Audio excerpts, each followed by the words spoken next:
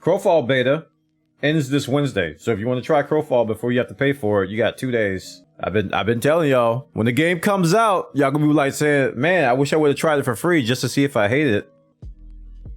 Y'all got 2 days. Download it, try it. Decide now while it's free, because it comes out July 6th. You got 2 days. I already bought it, so you gotta worry about me. How do I like it? I don't get it. I gotta reinstall it, and because everything I bought the game for is they're not doing. It's like a completely different game from what I signed up for. So I'm a little bit salty about that, because I backed the Kickstarter and like a lot of things that I was excited about, they cut.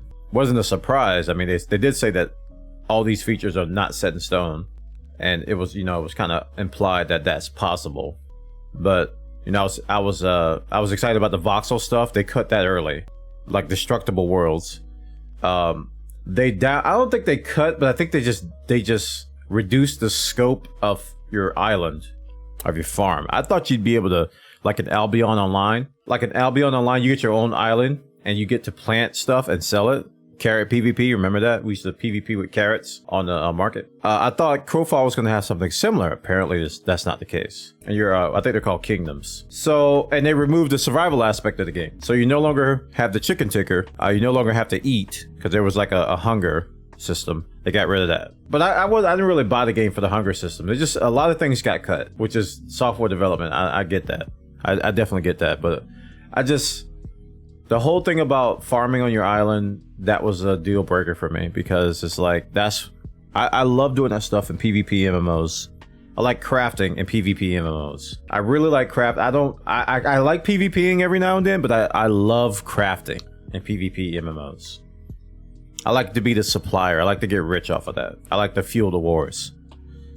I like to be an independent third party that gets rich off of people fighting each other, you know? And that's still possible. They didn't remove that, per se. But the scope of it seems to be about... it seems to be heavily revolved around the crafting class.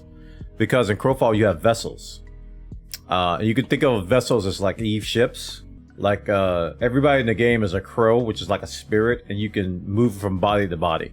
So you can craft custom bodies with varied stats. So if you want a really good warrior with like a lot of strength and speed and you know, a lot of other things, you can craft a custom body, and they do this based off of like body parts and stuff. It's like Frankenstein nonsense. And you can craft these bodies that people can pick up in the campaign and buy them for money, and that's the way they can upgrade their body to stats, because there'll be a min-max body already on the market.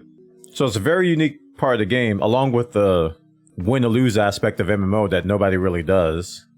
It's a very unique part. Now that's still cool. That the fact that they'll have multiple campaigns, the fact that they'll have start and end dates, there'll be resets per se. So that's exciting about, because look at WoW Classic, look at ArcAge. Whenever, you know, when ArcAge used to do like server resets or a new server, everybody would come back because they like starting from scratch again. So that's going to happen all the time in Crowfall. So there are still a lot of things in Crowfall that I'm going to like. Man, the things I look forward to the most are going to be gone. So I'm probably going to reinstall it sometime this week, because I have access all the way up to July, and I'm going to watch some YouTube videos and catch up. Now my workload is kind of tripled because I started this Bwana Labs venture, and I spent my entire weekend watching Final Fantasy cutscenes, and gosh, my eyes are like, that's why I got glasses on. My eyes are tired. This prescription I have on these glasses are very weak. You guys who've been following, these are the same glasses I had like 10, 15 years ago. If you've been following me, you notice I sometimes wear these glasses. It's a very, very light prescription. It's only for eye fatigue, and I have extreme eye fatigue now. I was recording for about 24 hours, recording and editing for about 24 hours this weekend, and that was like after the subathon. Before and after the subathon. Speaking of which, there is a patch tonight, 5.57. We haven't seen the patch notes yet for Final Fantasy. That's coming out tonight. And 5.58, we're expected to have cross-realm travel. And that's when I'm really going to ramp up my mentor, I guess. If new people want to get into the game, that's where I'm really going to ramp it up. That's where I'm going to like run dungeons with you guys. That's where I'm going to like, you know, it's going to be a lot of stuff. Now, I don't know how they're going to handle like EU to NA and NA to Oceania type stuff. I've been leveling a character on EU and the ping is not that bad for me. So if it's anything like that, I'll be fine. I'll be fine. But I don't know what's coming tonight in 557. Yeah, it just says 557 and 558 in June, July, August, but they don't really have anything like what's gonna be in it. So it's just minor patches, except for 558, which is gonna be cross realm. But I do hope you guys do get Final Fantasy XIV to try. I've been going hard on it lately, and like I said, when we get cross realm travel, I'm really gonna ramp up the collaboration with the community, because right now we're kind of scattered. A lot of people play the game in the community, a lot. I guess I should say more than 10 or 15 people in the community I know play the game. There's only like 3 or 4 of us on the same server, probably like 5 or 6 of us on the same data center. So we're kind of scattered. I was doing something pretty fun yesterday. After I finished recording, I was playing a little Final Fantasy. I was running around giving all the sprouts like eggs. I give them a stack of 99 eggs.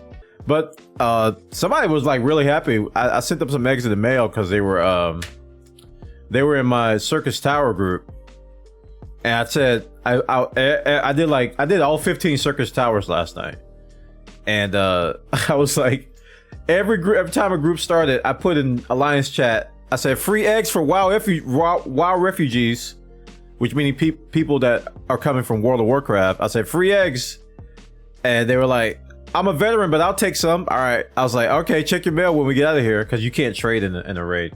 So I sent them 99 eggs in mail, and they sent me a waffle back, said thank you. So here, have a waffle. It was cute. I think it's really cool what's happening with EA's Battlefield 4. A lot of people, Battlefield fans, are excited about the new Battlefield that's coming out, so they're all reinstalling Battlefield 4. Not Battlefield V, not Battlefield 1. They went back 2 titles to Battlefield 4. Battlefield 4, man. And it's like all the servers are full. People are flocking back to that game. And I didn't think Battlefield 4 was all that great. I thought it was average. I didn't progress very far. I didn't cap out levels or anything, but I put a good amount of hours into it. Levolution. Buildings falling down, lagging my computer for no reason. I'm like, you didn't have to do that. That's just showing off. I'm in a shooter, man. I don't need to have buildings crumbling in front of me. It's a shooter. Am I gonna shoot the building? No. Levolution. Get that out of my face. But it's kind of cool that people are going back to it, though. I know. I bet you EA was probably thinking, you know, we need to start thinking about sunsetting these Battlefield 4 servers. And now they're like, they had to add servers.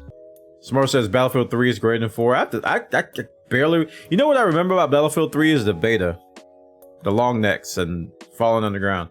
I don't know why. And Operation and the subway, the grind subway. That's all I remember about Battlefield 3. Was Battlefield 3 the one that brought back Kirkland and Gulf of Oman, or was that 4? So 3 was when they brought back Kirkland. If that's 3, then I agree. Because the Kirkland remix, I call it Kirkland. I know it's Karkan. The Kirkland and Gulf of Oman remixes, I absolutely loved that. Love those maps, man. The rumor now is that 2042 will have a mode that has old Battlefield maps in them. I mean, I already knew I was going to get the game, but now I want to get it again. Like, I want to buy 2 copies. I love Battlefield, man. Part of me was kind of sad that I didn't get into the latest ones, but Battlefield's been my favorite shooter for I don't know how many years. And a lot of people come here and don't know that. They don't know that.